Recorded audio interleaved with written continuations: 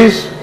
अस्सलाम वालेकुम रहमतुल्लाहि व बरकातहू। वालेकुम अस्सलाम रहमतुल्लाहि व बरकातहू। मेरा सवाल है कि आपका नाम क्या है? मेरा नाम मशहूद अहमद है जी। मेरा सवाल है कि ज़ोहर और असर की जब नमाज पढ़ते हैं इसके अंदर अल्हम्दुलिल्लाह जोर से क्यों नहीं पढ़ी जाती? ऊंची आवाज में नहीं पढ़ते?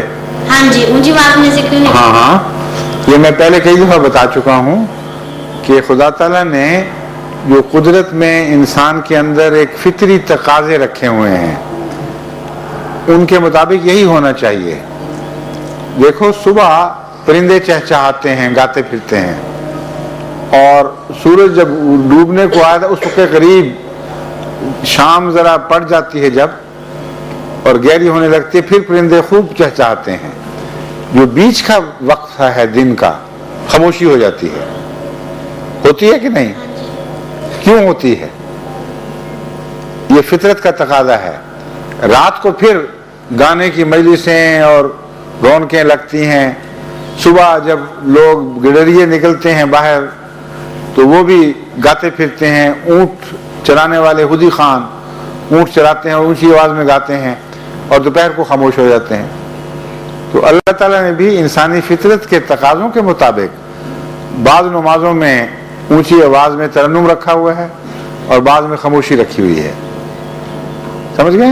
और फिर जो अज़ान 5 वक्त तक दी जाती है वो किस रूप से? अजान खामोशी से नहीं दे सकते, क्योंकि बुलाना होता है।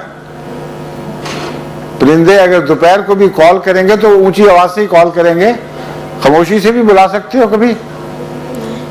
अजान तो है ही कॉल, जिसका मतलब है बुलाना।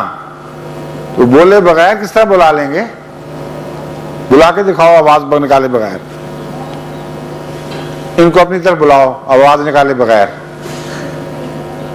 बुला सकते हो? नहीं। बस फिर इसीलिए अजान में मजबूरी है। तो टाइम नहीं होता। टाइम पुराने जमानों में कहाँ होता था, अब भी हर एक मुल्क में कहाँ है। तुम्हें घड़ियां मिल गई हैं, टाइम हो गया है, मिल गया है, लेकिन हर जमाने के लिए है इस्लाम, हर मुल्क के लिए है। हर जगह कहाँ ये घड़ियां होती हैं? समझ गए हो? अभी बहस और करनी है या बस काफी हो गई? काफी है। अच्छा जी।